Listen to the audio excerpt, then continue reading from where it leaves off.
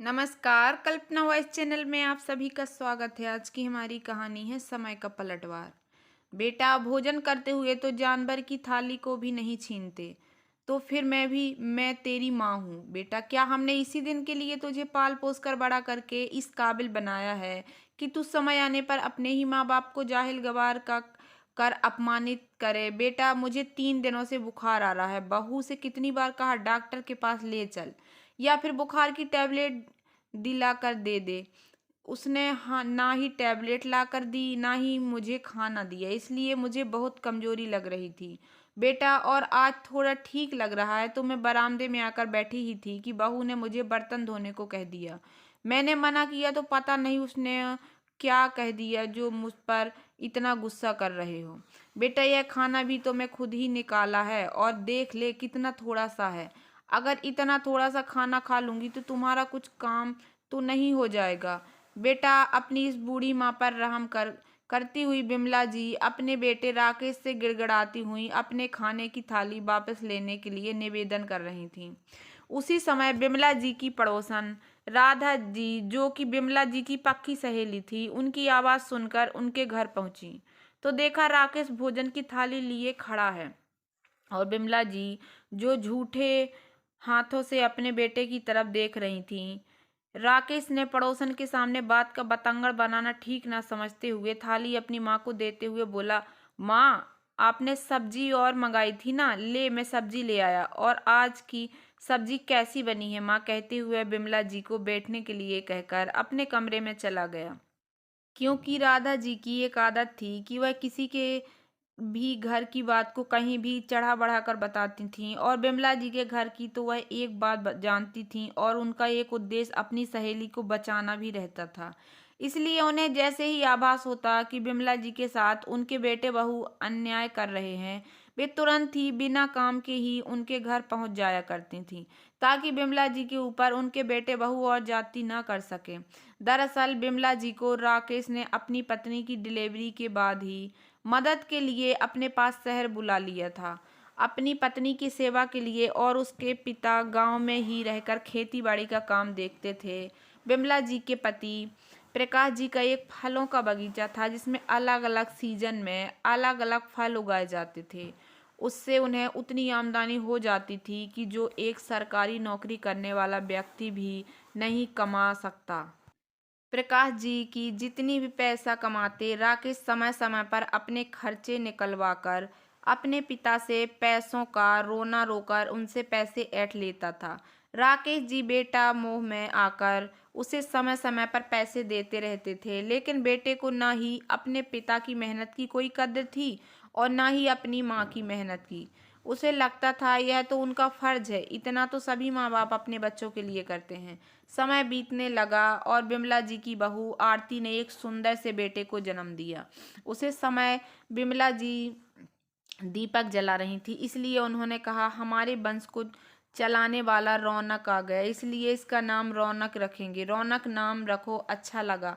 कुछ दिनों बाद बिमला जी बहू आरती को अस्पताल से डिस्चार्ज कर दिया गया। अब बहू और पोते के आने की खुशी में बिमला जी ने घर में रंगोली बनाई, घर के आंगन में दीपक लगाए। ऐसा लग रहा था मानो उनके घर में दीपावली मनाई जा रही हो। आरती ने जब देखा चारों तरफ दीपक जलाए गए हैं, आंगन में एक से बढ़कर एक रंगोली बनाई गई है, तो उसकी माँ अंदर ही अंदर बहुत खुश हुई। वह जैसे ही घर के अंदर प्रवेश करने लगी, बिमला जी ने अपने पोते और बहू की आरती उतारी और उन पर फूलों की वर्षा की। आरती ने कभी सोचा भी नहीं था कि उनका और उनके बेटे का स्वागत इस तरह शानदार तरीके से होगा। लेकिन जब बिमला जी ने आरती से पूछा, बहू, यह सजावट और जो हमने तुम्हारा स्वागत किया है, तुम्हें कैसा लगा? तो उसने अपना मुंह बनाते हुए कहा, हाँ ठीक ही था, लेकिन मेरे मायके में इससे भी ज्यादा अच्छे से होता है। बिमला जी का प्रसन्नता भरा चेहरा मुरझा सा गया, लेकिन फिर भी उसे समय कुछ भी नहीं कह पाई और चुपचाप वहां से चली गई। तभी आरती ने कहा, मम्मी जी, अस्पताल में तो ढंग का खाना नहीं मिला, आज थोड़ा चटपटा और मसालेदार खाना बनाइएगा। आज घर का खाना भर पेट खाऊंगी। बिमला जी बोली, बहुत छोटे बच्चों की माँ को शुरुआती दिनों में सादा खाना ही खाना चाहिए। ज़्यादा चटपटा और मसालेदार माँ और बच्चों दोनों की सेहत के लिए ठीक नहीं होता। लेकिन आरती बिमला जी की बात कहाँ मानने वाली थी। वह तो उन्हें गांव की गवार समझती थी और खुद को नए जमाने की समझदार पढ़ी लिखी मॉडल लड़की। इसलिए उसने कहा, अरे मम्मी जी, यह सब पुरानी बातें हैं, आप लोगों के ज़माने में होता होगा, क्योंकि आप लोगों के पास उस समय खाने के लिए कुछ तो रहा नहीं होगा, तो कहाँ से कहते हैं ऐसा स्वादिष्ट खाना। मुझे तो आज स्वादिष्ट और मसालेदार चटपटा खाना ही खाना है। मैं जैसा कह रही हूँ आप ऐसा ही कीजिए, मैं और कुछ नहीं सुनना चाहती, वरना मैं आपके बेटे को फ़ोन लगाकर बता दूंगी कि आप मेरा ठीक से ध्यान नहीं रख रही हैं। बिमला जी राकेश के गुस्से को जानती थीं और आरती के बारे में भी जानती थी। वह एक बात को बढ़ा चढ़ाकर बताती है और राकेश बिना सच जान उन पर भड़क उठता है। उसे दिन भी उसने पत्नी के भड़कावे पर ही अपनी माँ की खाना खाते हुए थाली को छीन लिया था। इसलिए सरला जी ने सोचा, इन मूर्खों के मुँह लगने से अच्छा है इन्हीं के अनुसार काम कर दिया जाए। आगे जो भी होगा उसके जिम्मेदार यह लोग खुद ही होंगे। ऐसा सोचकर उन्होंने आरती के लिए मसालेदार चटपटा खाना बना दिया। कई दिनों बाद ऐसा चटपटा खाना मिलने से उसे दिन आरती ने भरपेट खाना खाया और उंगलियां चाटते रह गई और कहने लगी, मम्मी जी, पेट तो भर गया लेकिन मन नहीं भरा है। ऐसा लग रहा है और भी खा लूं, लेकिन इतना ज़्यादा खा लिया है क्या पेट में जगह ही नहीं है। बिमला जी मन ही मन भगवान से प्रार्थना करती हैं कि हे भगवान, आजकल के इन बच्चों को कौन समझाए कि छोटे बच्चों के लिए कैसा खाना लाभदायक होता है। लेकिन भगवान आपसे विनती करती हूँ कि मेरे पोते को कोई नुकसान ना हो। यह आजकल के बच्चे हमारी सुनते ही कहाँ हैं। बिमला जी अपनी बहू और पोते के स्वास्थ्य को लेकर बहुत चिंतित थीं। सभी लोगों ने खाना खाया और सो गए। रात के करीब 3 बजे से बच्चे का रोना शुरू हो गया। रीना के पेट में भी जलन होने लगी। बच्चा बार बार पॉटी करने लगा और लगातार रोता रहा। आरती को भी लूज मोशन स्टार्ट हो गए। अब आरती को अपनी गलती समझ में आ रही थी कि उसने मसालेदार वह भी चटपटी सब्जी खाकर कितनी बड़ी गलती कर दी है। लेकिन वह अपनी गलती न मानते हुए अपनी सासू माँ पर भड़कते हुए बोली, मम्मी जी, क्या आपने धूप में बाल सफ़ेद किए हैं? जो अभी मेरी डिलीवरी हुई 8 दिन भी नहीं हुए और मुझे इतना मसालेदार चटपटा खाना खिला दिया। मैं मानती हूँ कि मैं आपसे ऐसे खाने के लिए जिद की थी, लेकिन आप बड़ी होने के नाते मुझे डांट कर मना भी तो कर सकती थी ना। कैसी माँ हैं आप? कहती हुई उसने अपने पति राकेश को भी अपनी सास के खिलाफ भड़का दिया कि तुम्हारी माँ हमसे उम्र में बड़ी हैं। आज उनका फर्ज बनता है हमें समझाने करने की, हमने जैसा कहा वैसा ही करने का। तुम्हारी माँ सच में गांव की गवार ही रही हैं। इन्हें कल ही गांव भेज दो। नहीं, मुझे चाहिए ऐसी गवार औरत मेरे घर में। पता नहीं मेरा बच्चा बड़ा होगा तो उसे अपने जैसे ही गांव की भाषा और गमारों जैसे ज्ञान देंगी। सुबह होते ही इन्हें वापस इनके गांव भेज दीजिए। आरती ने जब ऐसा कहा तो राकेश को भी लगा कि वास्तव में माँ गांव में रही हुई है तो उन्हें कुछ भी ज्ञान नहीं है, उन्हें बिल्कुल भी अक्ल नहीं है। इसलिए उसने आरती अपने और अपने बच्चों की हालत को देखकर राकेश गुस्से में अपनी माँ को गालियां देने लगा। सुबह होते ही उन्हें उनके गांव ले जाने के लिए जैसे ही घर से निकल रहा था कि उस समय उसके पिता प्रकाश जी ने अपने पोते का मुंह देखने के लिए गांव से ढेर सारा राशन का सामान और फल लेकर उसके घर पहुंच गए। राकेश ने उनके पिता को अपने अंदर दरवाजे पर इतने सारे सामान के साथ देखा तो उसे लालच आ गया। उसने अपनी माँ से कहा, अरे माँ, देखिए ना, पापा तो हम सभी से और अपने पोते से मिलने खुद ही आ गए और आप जिद कर रही थी गांव जाने की। चलिए अपना सामान अंदर रख दीजिए और पापा के लिए चाय पानी का इंतजाम कीजिए। प्रकाश जी को देखकर बिमला जी की आंखों में आंसू आ गए थे। प्रकाश जी ने उनके यहाँ तो देख लिए थे लेकिन उससे समय कुछ नहीं कहा। बिमला जी ने अपने आंसू पहुँचे और अपना सामान अपने कमरे में रखा और फिर से रसोई में सबके लिए खाना बनाने लगी। बिमला जी ने फिर अपनी बहू से पूछा, बहू, तुम्हारे लिए क्या बनाऊं? तो बहू ने घूरते हुए कहा, क्या मम्मी जी, आप इतनी बुढ़ी हो गई हैं कि डिलीवरी के बाद नई माँ को क्या खाना चाहिए? आपको नहीं मालूम क्या? बिमला जी ने उसे उस समय कुछ भी जवाब नहीं दिया, जबकि बिमला जी इसके पहले अपने मन से उसके लिए सादा खाना बनाती थी तो आरती ही उनसे कहा करती थी, मम्मी जी मेरे लिए कुछ भी मुझसे पूछे बिना मत बनाइएगा, वरना मैं खाना ही नहीं खाऊंगी। आप बेचारी बिमला जी करें भी तो क्या करें।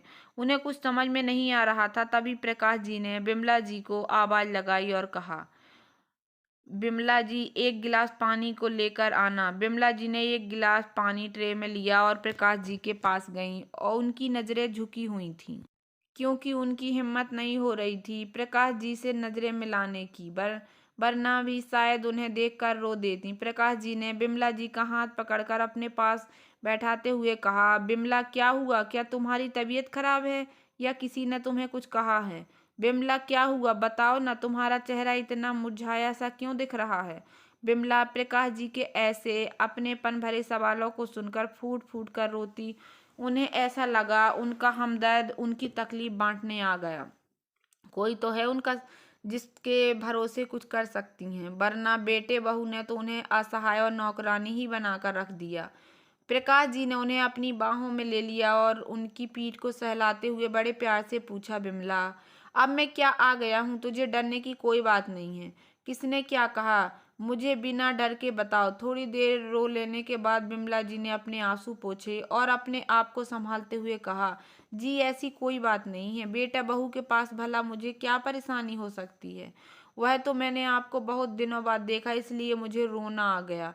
इतना कहकर बिमला की आंखों वहां से उठकर जाने लगीं, क्योंकि उनका बेटा राकेश भी उन्हीं के पास बैठा उन्हें उन्हें घूर कर देख रहा था और बहू भी रसोई में उन्हें इशारों से आंखें दिखाकर चमका रही थी कि वह कुछ भी ना बताएं। लेकिन प्रकाश जी ने कोई कच्ची गोली नहीं खेली थी। वह समझ गए थे कि बिमला जी को किसी न किसी बात का बहुत बड़ा सदमा लगा, इसलिए उन्होंने उनका हाथ फिर से पकड़ा और बैठे हुए बोले, नहीं बिमला, तुम कितना भी झूठ बोल, लेकिन तुम्हारी आंखें झूठ नहीं बोल सकती। तुम्हारी आंखें साफ साफ बता रही हैं कि तुम्हें किसी बात का बहुत दुख हुए। तुम बताओ तो सही, आखिर तुम्हें किस बात की परेशानी है? प्रकाश जी के इतना कहते ही बिमला जी ने वह सारी बातें बता दी जो उनके बेटे बहू ने उनके साथ किया था। अपनी पत्नी को इतना दुख देने के लिए उन्होंने अपने बेटे बहू को खूब खरी खोटी सुनाई और कहा, बेटा तुम दोनों कान खोल कर सुन लो, हम गांव में रहते हैं जरूर हैं, लेकिन यह मत भूलो कि आज तुम जिस आलीशान बंगले में रहते हो ना, यह बंगला भी उसी गांव में रहने वाले तेरे गवार माँ बाप की पसीने की कमाई से खरीदा गया है। यहाँ की एक एक ईंट में तेरे गवार माँ बाप के पसीने की कमाई लगी है। और तुझे पता है, जब तेरी माँ तेरे पास शहर में आ रही थी तब इनके पैर तो मानो जमीन में पड़ ही नहीं रहे थे, यह तो मानो खुशी से बावरी ही हो गई थी। इसीलिए तो आज आस पड़ोस पूरे गांव भर में अपने हाथों से बनाया मोतीचूर के लड्डू बंटवाए थे। इसके बेटे ने इसे अपने पास बुलाया और इसके घर आंगन में नन्हे मुन्ने की किलकारी गूंजने वाली है। और जो भी मिलता, चाहे वह बड़े बुजुर्ग हों या छोटे हों, सभी से यही कहती फिरती कि मेरे बेटे के बच्चे को आशीर्वाद दो कि वह सही सलामत इस दुनिया में आए और मेरा बेटा दिन दूनी रात चौगनी तरक्की करे। लेकिन यह अनपढ़ गवार क्या जाने, तुम जैसे पढ़े लिखे लोगों को ना तो किसी के आशीर्वाद की जरूरत पड़ती है और ना ही किसी की मदद की। तुम तो पढ़े लिखे हो ना, बिना कुछ किए ही तुम्हारे सारे काम बन जाते हैं। चलो बिमला, मैं भी तो गांव का ही गवार हूँ, इसलिए बेटे के मुंह में फंसकर इतना सारा सामान खुश होकर लाया था कि शायद मेरे बच्चों को इसकी जरूरत होगी, लेकिन मैं गलत था। यह लोग तो पढ़े लिखे हैं ना, यह लोग अनाज नहीं बल्कि पैसों को ही खाते होंगे, क्योंकि शहर में रहकर यह लोग खेती बाड़ी गोबर कचरा तो कुछ जानते ही नहीं, सिर्फ पैसा ही जानते हैं, इसलिए पैसा ही खाते होंगे। और मैं गांव का रहने वाला जाहिल गवार कि यह सोच बैठा कि गांव के ताजे फलों सब्जियों शायद मेरे बच्चों को पसंद आएंगी, यही सोचकर यहाँ ले आया। माफ करना बेटा, मुझसे गलती हो गई, कहकर प्रकाश जी अपने बेटे बहू के सामने हाथ जोड़कर माफी मांगने लगे। तब राकेश दौड़कर अपने पापा के पैरों में गिरकर रोते हुए बोला, पापा मुझे बहुत बड़ी गलती हो गई है, पापा प्लीज पापा मुझे माफ कर दीजिए। तभी आरती अपने ससुर जी से माफी मांगने लगी। तब प्रकाश जी बोले, अरे तुम लोग जिस देवी समान माँ के गुनहगार हो उससे माफी मांगना। छोड़कर मुझे माफ़ी मांग रहे हो? अगर तुम्हें माफ़ी मांगनी है तो बिमला जी से माफ़ी मांगो। अगर उन्होंने माफ़ कर दिया तो समझो मैं भी माफ़ कर दिया। फिर दोनों बेटे बहू बिमला जी के पैर पकड़कर माफ़ी मांगने लगे। बिमला जी एकदम बिमला जी हृदय की बहुत ही मुलायम, उन्होंने तुरंत ही अपने बेटे बहू को उठाकर अपने गले से लगा लिया और कहा, चुप हो जाओ मेरे बच्चों, गलती इंसान से ही होती है, कोई बात नहीं। कोई भी अपनी माँ अपने बच्चे से कितनी देर तक नाराज रह सकती है भला। कहकर उन्होंने दोनों के पीठ पर हाथ फेरा और उन्हें वहां से जाने के लिए कह दिया। आरती अपने कमरे में तो चली गई, लेकिन उसके अंदर आज की ज्वाला भड़क रही थी। उसे इस बात की चिढ़ थी कि बुढ़िया ने आते ही अपने पति से उसकी शिकायत कर दी। अब वह अपनी सास से किसी न किसी रूप में बदला लेना चाहती थी। उसे दिन भर बेचैनी लगी रही, क्योंकि राकेश तो खाना खाकर अपने ऑफिस चला गया और बिमला जी ने खाना बनाया, सभी को खाना खिलाया कर खुद खाना खाया और आराम करने कमरे में चली गई। जब शाम हुई तो बिमला जी ने देखा आरती रसोई में सबके लिए चाय बना रही है, तो उन्होंने कहा, बहू अभी मैं जब तक हूँ तुम आराम कर लो, फिर तो तुम्हें ही काम करना होगा। तुमने चाय क्यों बनाई? मैं तो आ ही रही थी कि चाय बनाने। आती थोड़ा मुस्कुराकर बोली, कोई बात नहीं मम्मी, आप लोग पापा जी के साथ बैठिए, मैं आप लोगों के लिए चाय बना कर लाती हूँ। बिमला जी ने भी उस सोच, ठीक है, चाय बनाने में बहुत ज़्यादा ताकत तो नहीं लगती, खड़े खड़े चाय ही तो बनानी है, इसलिए वे प्रकाश जी के पास सोफे पर जाकर बैठ गई। प्रकाश जी ने बिमला जी से कहा, बिमला थोड़ा गर्म पानी लाओ, मुझे प्यास लग रही है। बिमला जी जैसे ही पानी लेने किचन में जा रही थी, उन्होंने देखा बहू चाय की कप में चम्मच चला रही थी। उसे देखकर उन्हें थोड़ा अजीब लगा कि बहू कप में चम्मच क्यों चला रही है। फिर उन्होंने ज़्यादा ध्यान नहीं दिया और भी पानी लेकर चली गई। प्रकाश जी को देने थोड़ी देर में बहू ने चाय और बिस्किट लाकर दिया, तो दोनों ने चाय के साथ बिस्किट भी खाया। फिर थोड़ी ही देर में उन्हें ऐसी नींद आने लगी कि दोनों वहीं लौट गए। राकेश जब अपने ऑफिस से घर वापस आया तो उसने अपनी मम्मी पापा को अस्त व्यस्त तरीके से लुढ़के हुए देखकर दंग रह गया। उसने आरती से उनके बारे में पूछा तो उसने कह दिया, मुझे नहीं पता, यह लोग क्यों अभी तक तो सो रहे हैं। राकेश ने उन्हें उठाया और उनके कमरे में ले गया, लेकिन वह भी सोते ही रहे। अब आरती ने जैसे तैसे उसे रात का खाना तो बनाया, लेकिन उसका गुस्सा बढ़ता ही जा रहा था। वह राकेश के कान भरती ही जा रही थी। उसने कहा, देखिए जी, अब यह दोनों बुढ़े बुढ़िया हमारे कोई काम के नहीं रह गए। अब मैं घर के छोटे मोटे काम को कर ही लेती हूँ, और झाड़ू पोछा बर्तन साफ करने के लिए हम बाई रख लेंगे। जितना खर्चा मैं लोगों के ऊपर करती हूँ, उससे कहीं कम खर्चे में काम वाली बाई काम करके अपने घर चली जाएगी, और इन्हें तो दिन रात झेलना पड़ता है। अब मुझे यह दोनों बर्दाश्त नहीं होते। पहले वह अकेली बुढ़िया रहती थी, चलो वह तो कम से कम हमारा काम कर दिया करती थी, और अब तो यह बुढ़ा भी आधम का है। और कल की बात के बाद तो अब मैं हमें नहीं जाने के लिए नहीं कह सकती, नहीं तो यह तो हमें इस घर से जाने के लिए कह देंगे। अब इतने बड़े शहर में इतने बड़े परिवार का खर्च कैसे चलाएंगे, यह तो हमें सोचना होगा ना। इनका क्या, इन्हें तो ऐसा लगता है जैसे इनके गांव में सब मुफ्त में मिल जाता है, वैसे ही यहाँ भी सब मुफ्त में ही मिल जाएगा समझते हैं। तभी तो मैं इनको गवार कहती हूँ, कुछ समझने को तैयार नहीं। तभी राकेश बोला, मेरा तो दिमाग काम करना ही बंद कर दिया। तुम्हारे दिमाग में कोई आइडिया हो तो बताओ। थोड़ी देर सोचने के बाद आरती बोली, हम लोगों ने बुढ़े बुढ़िया को यहाँ से जाने के लिए तो नहीं कह सकते, लेकिन इस दुनिया से जाने के लिए तो कह सकते हैं ना। इतनी बातें बिमला जी ने अपने कानों से सुनी, क्योंकि कुछ देर पहले ही उन्हें होश आया था और जोरों की प्यास लगने के कारण वह पानी लेने रसोई में जा रही थीं। दोनों बेटे बहू की ऐसी बातें सुनकर तो मानो उनके पैरों तले जमीन ही खिसक गई। वे पानी लिए बिना ही वापस अपने कमरे में आ गईं। अपने पलंग पर बैठकर आवाज जोर जोर से हाँफने लगीं। तब तक प्रकाश जी को भी होश आ गया। उन्होंने बिमला जी को हाँफते हुए देखा तो पूछा, क्या हुआ बिमला, तुम्हारी तबीयत तो ठीक नहीं लग रही है, क्या तुम्हें क्या हो गया है? बिमला जी ने उन्हें धीरे से बोलने का इशारा किया। प्रकाश जी ने उनकी पीठ को सहलाते हुए थोड़ी देर बाद भी धीरे धीरे सामान्य में उन्होंने प्रकाश जी को बताया कि मैं जब पानी लेने रसोई में जा रही थी तो दोनों बेटे बहू को बातें करते हुए सुना है कि दोनों कह रहे हैं कि हम इस दुनिया से ही जाने के लिए कह देंगे, और वह कहकर रोने लगी। उधर जब राकेश जी ने अपनी पत्नी के मुंह से ऐसी बातें सुनी तो सन्न रह गए। वह अपने मुंह पर हाथ रखकर आंखें खुली कर उसे देख ही रह गए। उसे समय उनकी हालत ऐसी हो गई जैसे उसे काटो तो खून ही नहीं। उसने अपनी पत्नी का विरोध किया, लेकिन मैं उसे समझने लगी। देखो राकेश, तुम इन बुढ़े बुढ़िया की इकलौती संतान हो। यह लोग जैसे तैसे बूढ़े होते जाएंगे, उनके लिए दवाई गोली से लेकर इनकी सारी सुख सुविधाओं का ध्यान हमें ही रखना होगा। तब हम उनकी सेवा करेंगे या अपने बच्चों की पढ़ाई लिखाई की ध्यान देंगे। अब आप खुद ही सोच लो इनका क्या करना है। एक ही बार में इनका किस्सा ही खत्म कर देना है कि जिंदगी भर इनका बोझ ढोना है। राकेश आरती से गुस्से में बोला कि ना चाहे कुछ भी हो जाए, मैं अपने माँ बाप के साथ इतना अन्याय नहीं कर सकता। उन्हें मैं इस दुनिया से जाने का पाप अपने माथे नहीं ले सकता।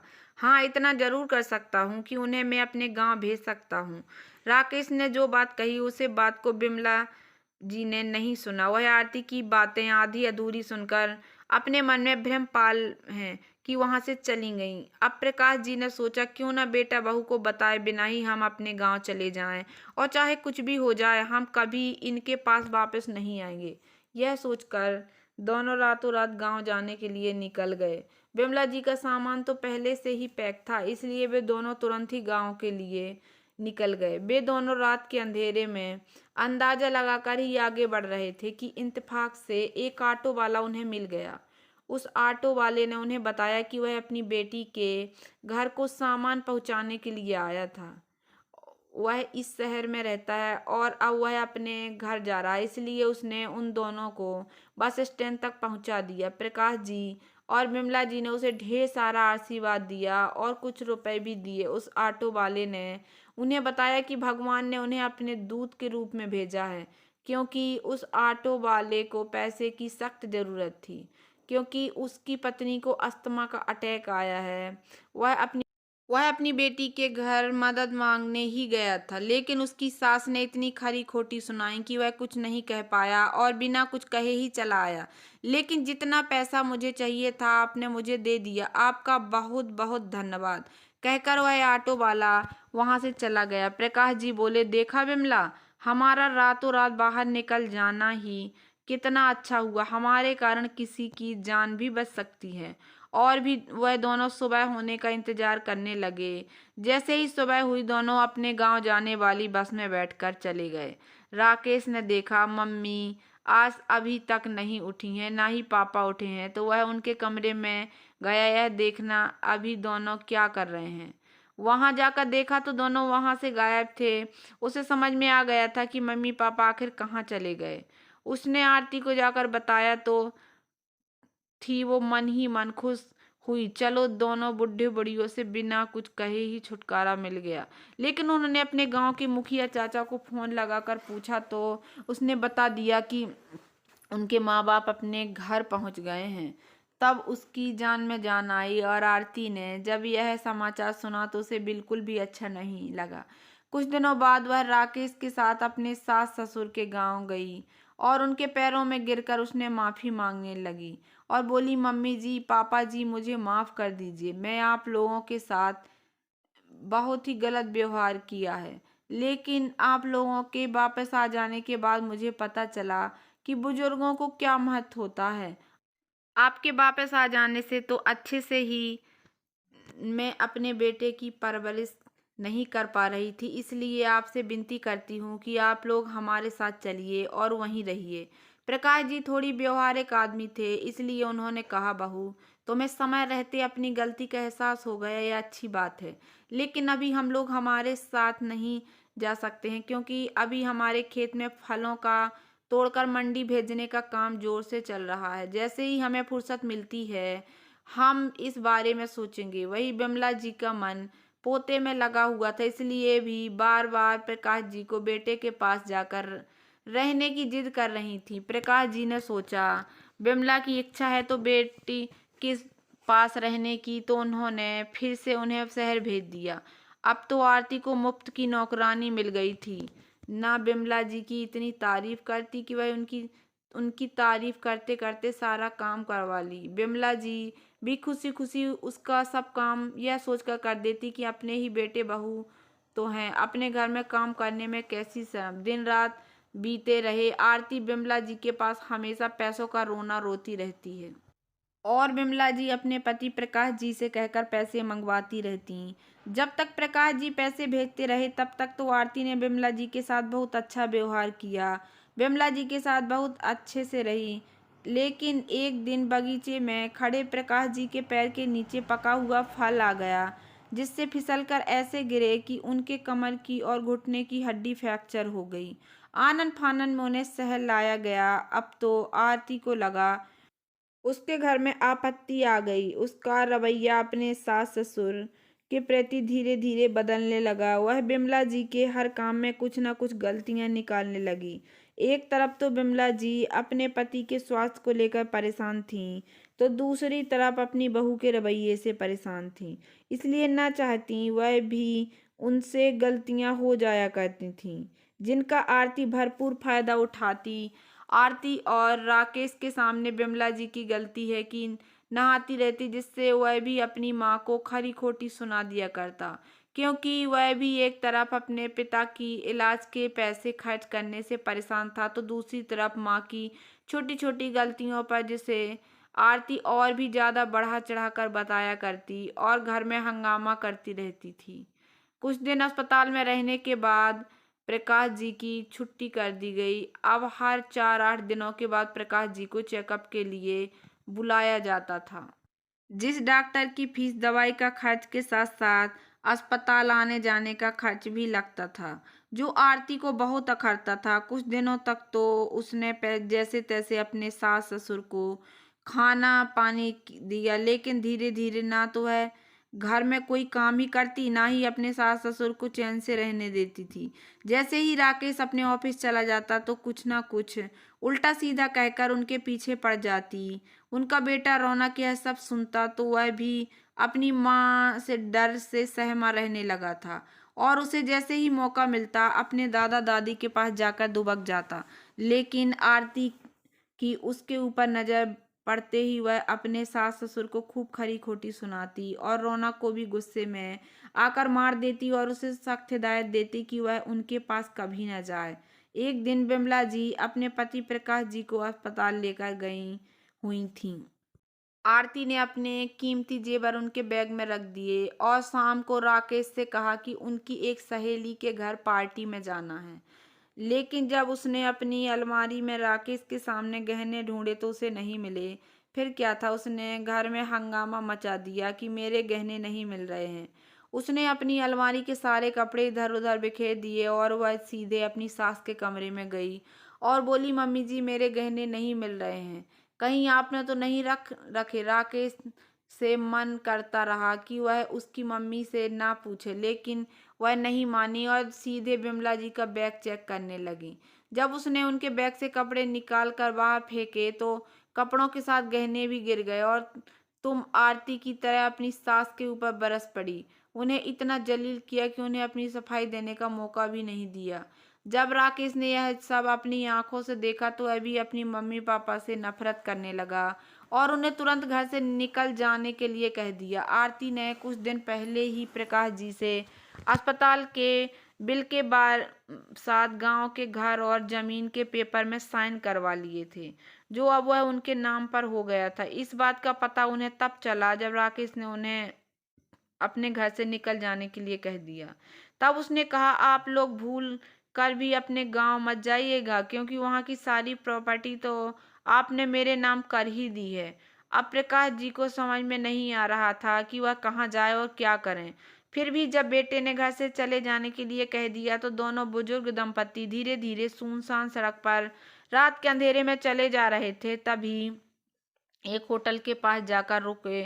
उस होटल का मालिक कह रहा था, आजकल के लड़कों को क्या हो गया है, बहुत छुट्टी मार रहे हैं, इतना बड़ा ऑर्डर आया है और काम करने वाले की कमी है। तभी बिमला जी ने उसे होटल के मालिक से कहा, भाई साहब आप बुरा ना माने तो हमें काम मिल सकता है। होटल के मालिक ने उन दोनों की हालत देखी तो कहा, आप दोनों अपनी हालत तो देखिए, तब काम करेंगे। तभी बिमला जी बोली, भाई साहब, अगर हमें काम मिल जाए तो आपकी बड़ी मेहरबानी होगी। जब तक आपका नौकर नहीं आ जाता तब तक ही रख लीजिए, फिर चाहे तो निकाल दीजिएगा। होटल के मालिक को काम करने वाले की जरूरत थी, इसलिए उसने उन्हें काम पर रख लिया। प्रकाश जी व्यवहारिक आदमी थे, इसलिए उन्हें बैठे बैठे काउंटर का काम दे दिया गया और बिमला जी को खाना बनाना बहुत अच्छा लगता था, इसलिए वह रसोई में चली गई। उसे होटल के मालिक का पता बहुत अच्छी तरह से चलने लगा। हिसाब किताब भी कोई फर्क नहीं पड़ता था। आप उनके रहते उसे होटल के मालिक ने कुछ ही दिनों में छोटे से होटल की जगह बड़ा सा रेस्टोरेंट ले लिया। अब उस रेस्टोरेंट का नाम बहुत चलने लगा। उस रेस्टोरेंट की प्रसिद्धि से ही प्रकाश जी ने अपने मालिक से कहा, क्यों ना हम शहर के दूसरे छोर पर, जहां ज्यादा आबादी वाला क्षेत्र है, वहां एक और रेस्टोरेंट खोलने दें, ताकि वहां भी हम अच्छा खासा मुनाफा कमा सकें। मालिक बहुत ही नेक दिल का इंसान था। उसने कहा, तुम्हारे पास इतने पैसे नहीं हैं, फिर भी तुमने अपना पैसा लगाकर खुद का रेस्टोरेंट खोलने की बात नहीं कही, बल्कि मुझे खोलने की सलाह दी है। आपका बड़प्पन, इसलिए मैं आपकी ईमानदारी से प्रभावित हूँ और मैं चाहता हूँ कि वह रेस्टोरेंट तो खुलेगा, लेकिन आपके नाम का, और आपका रेस्टोरेंट खुलेगा जिसमें मेरा पूरा योगदान रहेगा। और उसे मालिक ने उन्हें पूरा सहयोग दिया और देखते ही देखते प्रकाश जी और बिमला जी का सब अपना रेस्टोरेंट खुल गया। जब उसे रेस्टोरेंट का उद्घाटन होना था तब राकेश और आरती भी आए थे, क्योंकि राकेश इस रेस्टोरेंट का एक मामूली सा कर्मचारी था।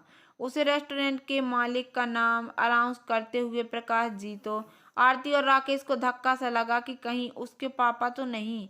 फिर उन्हें गले लगा, इतना बड़े रेस्टोरेंट के बारे में तो वह कुछ लोग सपने में भी नहीं सोच सकते। तभी प्रकाश जी के आजू बाजू उनके बॉडीगार्ड चल रहे थे और बीच में प्रकाश जी और उनके पीछे बिमला जी चल रही थी। जब प्रकाश जी ने रेस्टोरेंट का फीता काटा तो उनके ऊपर फूलों की वर्षा की गई और उनकी इस उम्र में इतनी बड़ी सफलता का राज पूछा गया तो उन्होंने बताया कि उनकी सफलता के पीछे का श्रेय उनके मालिक को जाता है, जिनका एक छोटा सा होटल था, उसमें हम नौकरी करते थे और हमने वहाँ पूरी ईमानदारी के साथ काम किया और आज इतनी बड़ी सफलता हासिल कर ली।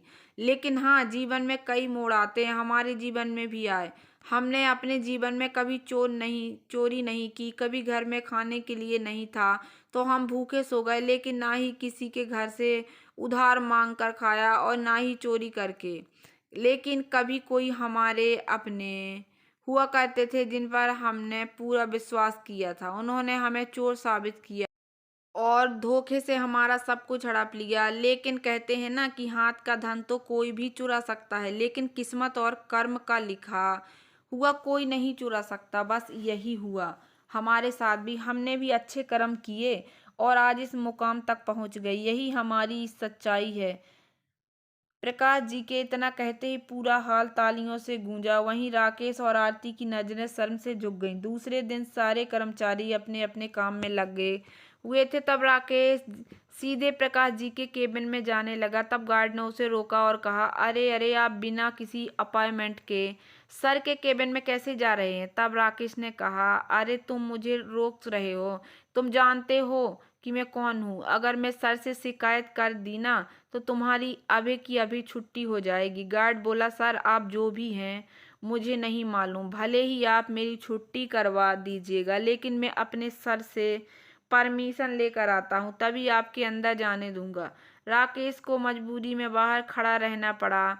गार्ड अंदर जाकर जब प्रकाश जी से परमिशन लेने लगा तो प्रकाश जी ने कह दिया, अभी उन्हें अंदर मत आने देना। ऐसे में पूरा दिन भी निकल गया। प्रकाश जी राकेश से मिले ही नहीं। राकेश प्रकाश जी से मिलने के लिए दिन भर उनका इंतजार करता रहा और जिस काम के लिए अपॉइंटमेंट लिया था वह काम नहीं किया, इसलिए उस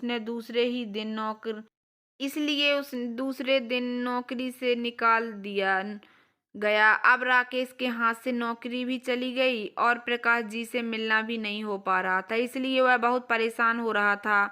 उधर आरती ने सोचा, प्रकाश जी का गांव का घर और खेत को बेचकर खूब पैसे मिलेंगे तो वह उसे बेचने के लिए किसी दलाल से बात करने गई तो पता चला कि किसी दलाल ने पहले ही उसे दवाई के बिल के साथ पास करने के समय साइन करवा लिए और उसे प्रॉपर्टी को पहले ही हड़प लिया। आरती को भी 1 रुपए का फायदा नहीं हुआ। अब उधर राकेश परेशान हो रहा था तो इधर आरती परेशान हो रही थी। तब उनके बेटे रौनक को पढ़ाई के लिए पैसों की जरूरत थी तो उन्होंने उसे घर को भी बेच दिया जिस घर में वे लोग रहते थे। अब तो राकेश और आरती दाने दाने के लिए मोहताज हो गए। अपनी मम्मी पापा की ऐसी दयनीय हालत देखकर रौनक को वह सारी घटना याद आती थी जब उसकी माँ उसके दादा दादी के साथ एक एक थाली भोजन के लिए कितना तड़पाती थी। आज इस भोजन के लिए वह कितना तड़पती है। प्रकाश इतने उदार दिल के थे कि उन्हें वह अपना वह दिन रोज ही याद आता जब उन्होंने कभी सड़क के किनारे भिखारी की लाइन में खड़े होकर एक थाली भोजन मांगा कर खाया था। उन्होंने बिमला जी को अपना विचार बताया कि क्यों ना हम शाम को सबके खा लेने के बाद जितना खाना बचेगा उसे गरीबों में बांट दिया करें। बिमला जी को अपने पति का ये विचार बहुत पसंद आया। अब बिमला जी और प्रकाश जी रोज ही शाम को खाना बांटने जाया करते थे। उनके बेटे बहू भी भिखारियों की लाइन में खड़े होकर खाना लेते। आरती को तब अपनी गलती का एहसास होता कि वास्तव में जो जैसा करता है वैसा ही पाता है। बिमला जी रोज ही अपने बेटे बहू को भिखारी की तरह खाना देती थीं लेकिन उन्होंने कभी नहीं कहा कि वे दोनों उसके पास आकर रह जाएं क्योंकि आरती ने एक बार नहीं 2 बार उन्हें जलील करके घर से निकाला था। इसलिए उनका भी दिल उसके लिए नहीं पसीजा था। तो दोस्तों कैसी लगी आप लोगों को मेरी ये कहानी? अगर कहानी पसंद आई हो तो प्लीज़ मेरे वीडियो को लाइक कर देना। चैनल पर नए आए हों तो प्लीज़ सब्सक्राइब कर लेना और ज़्यादा से ज़्यादा शेयर करना। धन्यवाद दोस्तों।